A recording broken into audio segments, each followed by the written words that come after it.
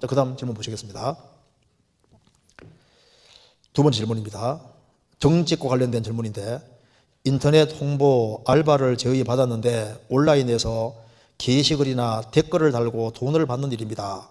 하루에 30분에서 1시간 정도이면 월 30만 이상 벌 수 있어서 하게 되었는데, 하다가 보니 업체를 홍보하기 위해 계속적으로 거짓말을 하고 꾸며내어 글을 써야 하는 상황입니다. 출근하지 않아도 간단하게 돈을 벌 수 있어서 처음엔 좋았는데, 한편으로는 거짓말을 해서 돈을 버는 것이 양심에 찔리고 있습니다. 그만두기에는 생계의 보탬도 되고 아쉬워서 쉽게 그만두지 못하고 있습니다.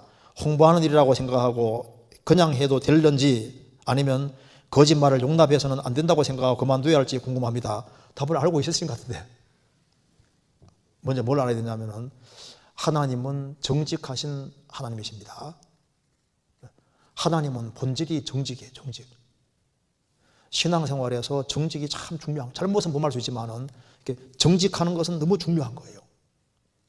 성경 시편, 여기 이사야 찾아보시겠습니다. 이사야 26장 7절.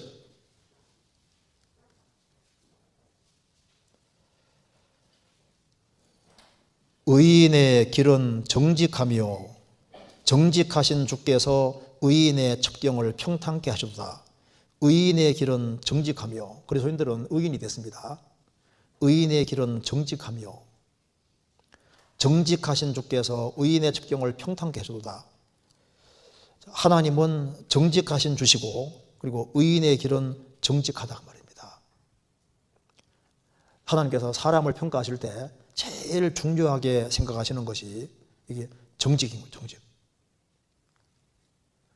왜냐하면 하나님은 거짓이 조금도 없으신 분입니다. 사실 쥐나룬 아래 숨는 것도 정직한 것이 아닙니다. 무신론 아래 숨는 것도 정직한 것이 아닌 거예요. 사상과 종교 아래 숨는 것도 정직하지 못한 겁니다. 하나님 앞에는 다 드러나게 되어 있습니다. 부족해도 쓰임 받을 수가 있는데 정직하지 아니하면은 그건 쓰임 받을 수가 없게 되는 겁니다. 하나님은 정직하신 분이고 여호와의 도는 정직한 거예요. 성경 호세아 14장입니다.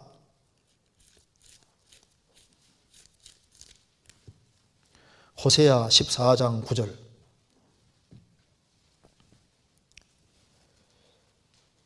누가 지혜가 있어 이런 일을 깨달으며 누가 총명이 있어 이런 일을 알겠느냐. 여호와의 도는 정직하니 의인이라야 그 도에 행하리라. 그러나 죄인은 그 도에 넘어지리라.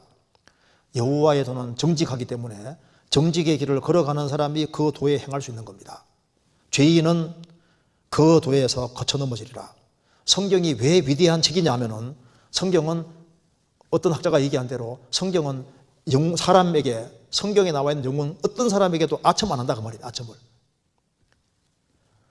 아브라함이 믿음의 조상인데 그 기근을 피해서 애굽에 내려갔잖아요. 근데 아내를 누이라고 속였습니다. 근데 누이로 속였다고 정직하게 기록해놨습니다. 다윗이 얼마나 신앙적으로 훌륭한 사람인데 우리아를 죽이고 우리아 안에 범하는 걸 생생하게 그대로 있는 그대로 기록해놨습니다. 그리고 예수님 공생의 당시에 예수님 형제들도 예수님을 안 믿었다고 요한복음 7장에 기록되어 있잖아요. 형제들이라도 안 믿었다고 했습니다. 예수님이 죽으시고 부활하신 이후에는 다 믿었다면 좋은데, 예수님 죽으시고 부활한 것을 보고도 도마는 의심했다고 성경 기록되어 있잖아요. 마태복음 28장에는 갈릴리 이제 예수님 제자들이 예수님 이제 부활한 예수님 만나고도 그 중에 의심하는 자들 또 있더라. 복수로 되어 있습니다. Some doubted. 몇몇 사람이 의심했다고 말입니다. 믿었다면 좋은데 솔직하게 의심한 걸 있는 그대로. 성경은 항상 정직하게 모든 것을 다 말합니다.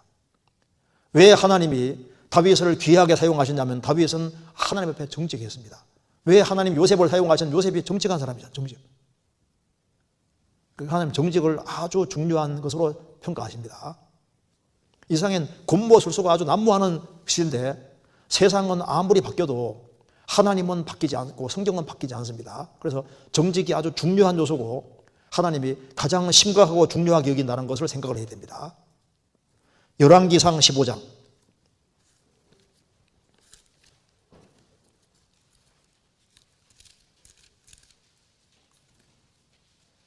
15장 5절.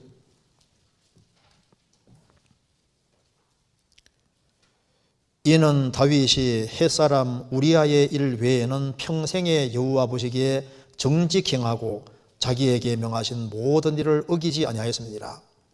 다윗은 햇사람 우리아 일 외에는 평생에 여호와 보시기에 정직 행했다. 사람이 부족한 것은 있지만은 그래도 하나님 앞에서 정직하게 행하는 겁니다. 넘어질 수도 있잖아요.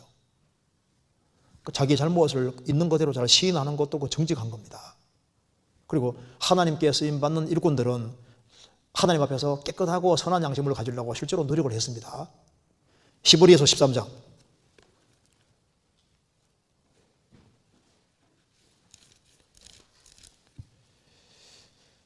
히브리서 13장 18절입니다.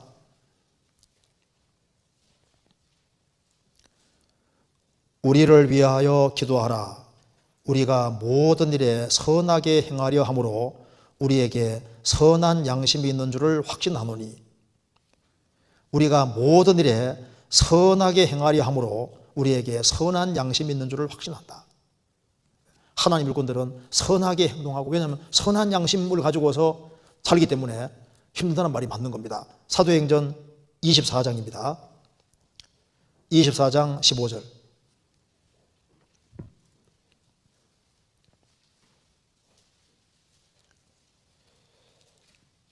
저희의 기다리는 바 하나님께 향한 소망을 나도 가졌으니 곧 의인과 악인의 부활이 있으리라 함이라.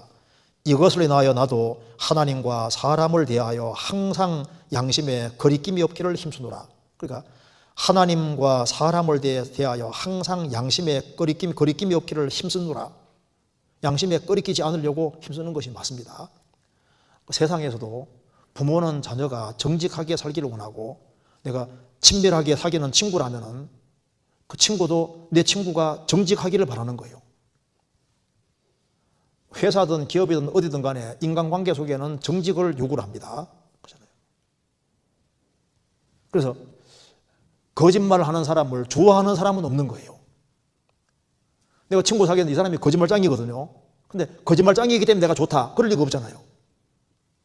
마귀는 거짓말짱이요 거짓의 압입니다. 마귀는 거짓말을 할 때마다 제 것으로 말한다. 거짓말이 마귀는 참말이고 참말이 거짓말인 거예요. 그래서 이제 우리가 바르게 행하는 것이 중요한데, 이 거짓말에는 반드시 대가가 있습니다. 거짓말을 한 것은 시간 지나가면 반드시 대가를 받도록 되어 있습니다. 자연을 보시면 정직하잖아요. 인간만 정직하지 못하거든요. 어떤 소년이 이제 시험 점수를 받아왔는데 20점. 그래서 아버지 말합니다. 야, 이거 어떻게 생각하냐? 어떻게 20점 맞을 수 있냐 하니까 아버지 하나는 확실합니다. 다른 애들은 컨닝, 나는 컨닝 안 했습니다.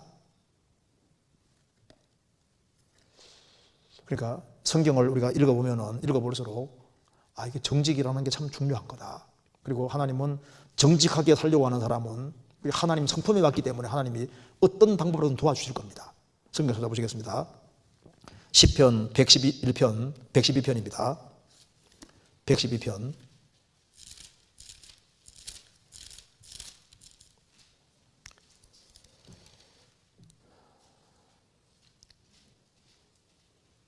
(4절) 정직한 자에게는 흑암 중에 빛이 일어나나니 그는 어질고 자비하고 의로운 자로다. 은혜를 베풀며 꾸이는 자가 잘되나니 그 일을 공의로 하리로다. 저가 영영 요동치 아니하며 의인은 영원히 기념되리로다. 그는 흉한 소식을 두려워 아니하며 여호와를 의뢰하고 그 마음을 굳게 정하였도다. 정직한 자에게는 흑암 중에 빛이 일어나나니 그는 어질고 자비하고 의로운 자로다. 적은 소득이 의를 겸하면은 많은 소득이 불의를 겸하는 것보다 낫습니다. 그래서 우리가 버는 것도 정직하게 벌려고 하고, 소득이 적어도 정직하게 벌려고 하는 것이 필요한 거예요. 그리고 하나님은 정직한 사람은 딱 보시고 여러 가지 방법으로 축복해 주십니다. 그래, 이런 내용이 나옵니다. 중세 시대에 수도원 원장이 있는데, 수도원 원장에 제자들이 이렇게 많이 있는데, 그 수도원 원장은 특별히 한 제자만 유난히 사랑하는 거예요. 중요한 일만 있으면 그 사람을 시키는 겁니다. 그래서 다른 제자들이 굉장히 항의를 많이 했습니다. 어떻게 한 사람만 특별하게 사용할 수 있냐 하니까 저녁에 이제 수도원장이 이제 제자를 불러놓고 왜 중요한 걸 맡길 수밖에 없는지 이유를 말하면서 오늘 저녁에는 닭 요리를 하겠는데 너희들이 닭을 잡아오너라. 닭을 잡을 때 반드시 아무도 보지 않는 곳 잡아오도록 하라. 그래서 이제 각각 닭을 잡아가지고 왔는데 다 잡아왔는데 한 제자만은 제일 늦게 온 겁니다. 와서 닭을 안 죽이고 가져온 거예요. 그래서 왜 못 죽였냐 하니까 원장님 제가 아무도 안 보는데 닭을 잡기 위해 하루 종일 수도원 이거저거 다녔는데 아무도 보지 않는 곳이 없어서 그냥 가져왔다 그 말입니다. 아무도 안 보는 곳이 없다 그 말입니다. 그러니까 다른 제자들이 그러니까 이 제자가 특별하게 뭐가 있습니까? 하나님 앞에서 정직한 것이 있는 거예요. 정직한 것이. 하나님은 정직을 눈여겨보시는 것이 맞습니다. 어떤 한 분이 이제 가족들과 같이 이렇게 쫙 차 몰고 이제 가고 있는데 아내가 여보 잠깐 여기 좀 이렇게 잠깐 세우라고. 그래서 이제 왜 세우냐 하니까 깻잎 있지 않습니까? 깻잎 빠친 거예요. 그래서 요거 오늘 좀 따가지고 요리해 먹으면 좋겠다고. 그래서 아내도 내리고 자녀들도 내려가지고 막 따는 겁니다.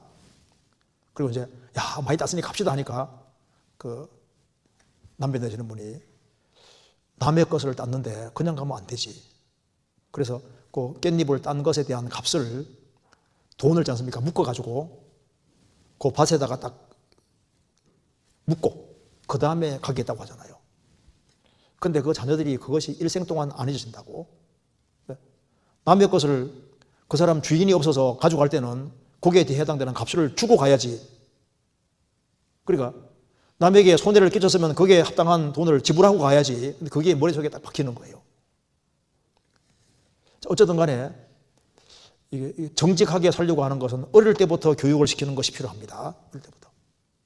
그리고 정직하면은 스트레스 받을 일이 없는 것이. 근데 거짓말을 하게 되면은 그걸 기억을 꼭 해야 되기 때문에 그걸 또 거짓을 포장하기 위해서는 거짓말에 자꾸 붙게 되는 거예요. 처음부터 정직한 것이 필요한 겁니다. 그리고 올바르지 않은 방법으로 돈을 벌면은 결국에는 그것이 새 나가게 되어 있습니다. 성경 잠언 13장입니다. 13장 11절. 망령되이 얻은 재물은 줄어가고 손으로 모은 것은 늘어가느니라. 망령되이 얻은 재물은 줄어가고 손으로 모은 것은 늘어가느니라. 배후에 하나님이 계셔서 그런 겁니다. 그래서 불의로 치부하는 사람은 자고새가 낫지 않을 품은 같아서 중년에는 그것이 떠나겠고 필경은 어리석은 자가 되리라. 자고새가 남의 알을 실컷 품어놓으면 나중에 키워놓으면 날아가 버리잖아요. 그래서 올바르지 않은 방법으로 돈을 모으면은 그 나중에는 날아갈 것이니까 처음부터 조금 어려울지라도 양심을 따라서 바르게 행하려고 하는 것이 필요할 겁니다. 그래서 과도 광고를 해준다든가 이런 것에 휘둘리지 말고 나는 어떤 경우에도 그리스도인이라는 그걸 확실히 하고 살아야 되겠네요. 그러니까 우리가 실수 같은 것도 할 수 있고 넘어질 수도 있고 하는데 넘어지면은 또 즉시 일어나는 것이 그게 정직하고 바른 거예요. 주님 앞에서 바르게 행하려고 하는 그것을 주님 보실 때 기뻐하실 겁니다. 그래서 이제 다른 사람, 세상 사람들은 그냥 뭐 이제 과대 광고라든가 이렇게 막 이제 아닌 것도 그런 것처럼 막 이렇게 하는데 그건 세상 사람이 그렇게 하더라도 그리스도인들은 그렇게 하지 않으려고 하는 것이 좋을 겁니다. 예. 그리고 이제 이건 좀 넘어가 봅시다.